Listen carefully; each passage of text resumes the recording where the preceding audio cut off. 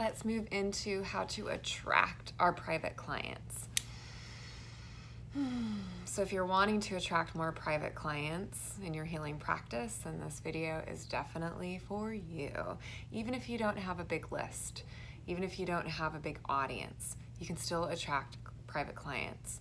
And I'm going to talk to you about how, by exposing the 3 blocks that we might have to attracting private clients and the medicine for those blocks.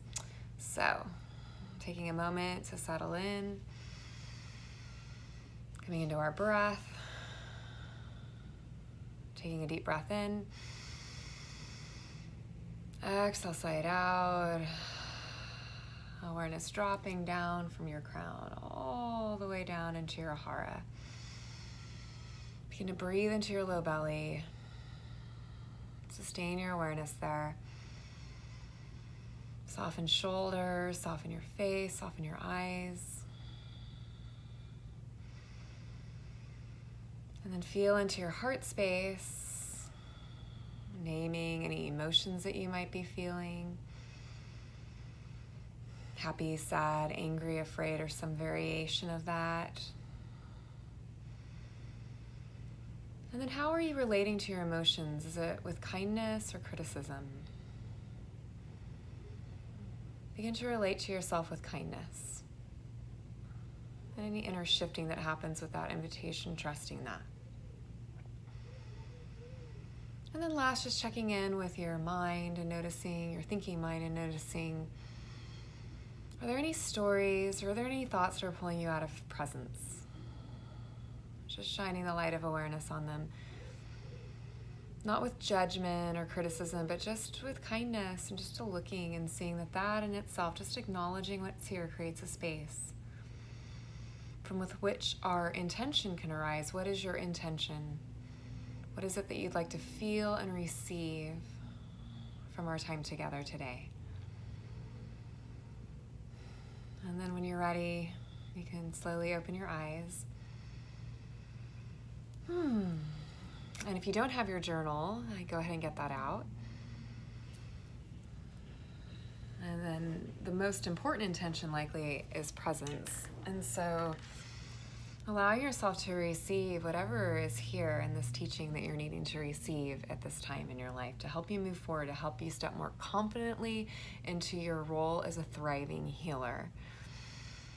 I really do believe that if we're not connected, if we have a calling in our heart to help others heal and we don't activate that calling and share it with the world, then there's this sense and this feeling that something's missing. And it can lead us to all kinds of destructive behaviors and patterns and just a sense that we're not really living deeply in our life. And so that's a sucky place to live. I lived there for a while, and you don't need to if you're working on activating your calling. And so I'm really happy that you're here. So as I've mentioned before, in the last 2 videos, we looked at how to confidently build your private client base. And the first day we looked at confidence and looked at the blocks there and the medicine for those blocks.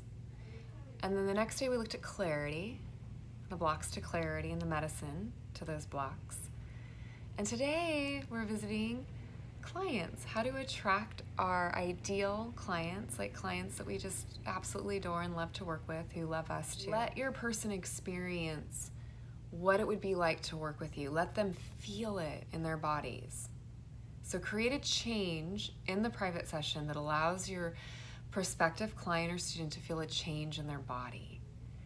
And you won't be able to do that because that's what they're gonna sign up for. If they feel like you can solve that problem of whatever pain they're experiencing in the session, then that's what's gonna get them to enroll in a bigger offering with you. They'll need to know, like, and trust you. And part of the ways that we do this is to offer a complimentary or freely offered session. They'll value the work if they experience it. And so also you want to come at it from a place of giving, of serving. not a place of getting. At the same time, part of serving them is realizing that one session ain't gonna do it. If you've done private work yourself, even better, because when you do private work yourself as a client, hopefully you are doing that, and if you're not, enroll yourself as a client so that there's something energetically that opens up when we do that. It's really hard to attract private clients if we aren't investing in that ourselves. I hope that makes sense, because we don't believe in it. Like, you won't really buy into what you're doing privately if you don't do private work with someone, because then you've experienced the benefit of it, and it's not a sell anymore, it's just a serve when you're offering your package. And if you want laser coaching around that, creating a program and an offering, then please do schedule your complimentary clarity call with me. There's a link below for that. Only for the next 2 weeks am I doing those. So that's the first block. Next block, I don't have a following. Yeah, I didn't have much of a following either when I first started doing privates, and you actually don't need a ton of people. That's the beautiful thing about privates. They have a higher price point typically than, anything else that you might offer. And so you don't need a ton of clients, right? You really don't. Especially if you know how to package your work and your programs, then you don't need you just need a few. And you sign up a few clients, private clients, you probably have people in your life right now who really need you. And so let's start looking at the people right in front of you. That's your audience. That's your audience. The people who know, like, and trust you are the people that you're likely coming into contact with every day at work. Maybe you have a acquaintance, a family member even. Some people are, feel comfortable with that. And if that's you, then you can absolutely have, family that you're coaching. One of my first coaching clients was my husband's best friend.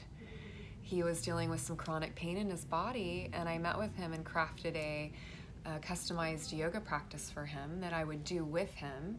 This is before I really came into embodied mindfulness coaching. This was like a long time ago, but for some of you yoga teachers, this might be helpful, is that I would meet with the client, I would ask him what's going on, what are his challenges, what are his struggles, what is he wanting, and then I would craft a package or a program designed to address that. And I might do the practice with him, to adjust him or clarify anything for him, and then, give him something to leave with that he could practice on his own, right? That's a really basic, simple package that you could offer, right? And then, you don't need a lot of people. What you do need is confidence in the power of private work, which likely means that you've experienced private work and how powerful it can be. And if you haven't, my suggestion to you is to start doing private work with someone. Start doing private work with a coach, a mentor, a friend. You can do private work with me, but I would suggest that you start doing that, because you're not gonna really, you're gonna have this nagging doubt if you haven't firsthand experienced the profound transformation that can happen in private work. And so, you might even think about right now, who are 3 or 4 or 5 people that you just know right now could use you. Someone's dealing with chronic pain in your life. Someone's dealing with emotional blocks. So think about it, write them down, right? If fear weren't in the way, who might you, approach? And you can reach out to them. Like this requires the courage to be visible and offer your work and explain the pains and the gains. And if it's someone you know well, like my husband's best friend, it was no problem. I wasn't to have him come over. I used to do private sessions out of my house. And then I would also drive to people's homes when I first started doing private. So When we're first starting out, you hustle and you get humble and you roll up your sleeves and you do it, and I was so stoked to have private clients. It wasn't a problem for me to drive, but when I started getting enough of them, I couldn't do that anymore, and so I needed one place for people to come and see me, or I do Zoom sessions as well for people who don't live near me. The last one is something that I've touched on with these two, is that you really want to know want to have your offer in mind. So you're not going to attract private clients that stay with you and sign up with you and pay for what you're offering them if you don't offer anything. So you need to develop the inner confidence and the skill set to do that. And that's good business coaching. There were 4 business coaches or 3 that I interviewed on The Thriving Healer: Beth Weinstein, or Weinstein, she goes with either one, Melissa McFarlane, who I've worked with, and Patricia Morrison, who I've also worked with. Great business coaches. You might, look them up. You might schedule a clarity call with me because I have some strategies in this area. One of the things that's really helped me build a robust private client base it's not my big audience. It wasn't my big audience. It wasn't my big email list, though I really emphasize that you do that as you're building your practice. But you can start serving private clients right away and bring in some cash flow. It could really help you build your business out. It was the fact that I knew how to offer my work. I knew how to serve, not sell. There's another way there's a whole mindset around it. But I learned how to really serve my clients and take them through the transformation that they wanted. I needed them to work with me for a while. I really got that in my bones that was true. And then I knew how to have a conversation with someone and get to their pains and the gain, and then so that I could offer the program confidently and have them say yes. And so I'm good at that in my realm, in my field. And so that's the thing that was different for me. And so it could be the thing that's different for you. And it's the thing that I see missing in a lot of healers that I know. And so that's why I wanted to have business coaches on The Thriving Healer. And I've also learned some things, and I work with aspiring or current healers around this. So if you would like a little coaching around that, specifically for you, then schedule that freely offered clarity call with me in the next 2 weeks. So the 3 blocks regarding attracting clients is I can't give freely offered sessions because I'll be taken advantage of. I don't have a following, I don't have an audience, and we talked about how you don't need lots of people, you don't need a big following. The people that you can serve are likely people that you know in your work, at school, people, acquaintances. I gave the example of my husband's best friend. Write down 10 people, do it now, stop the video, write them down. And then the third thing is you do need to be skilled somewhat at crafting a program and making an offer. It's no matter what, you can't get away from that. And so get the training that you need for that, whether it be through any good business coach. And like I mentioned before, I'd be happy to talk with you about that as well.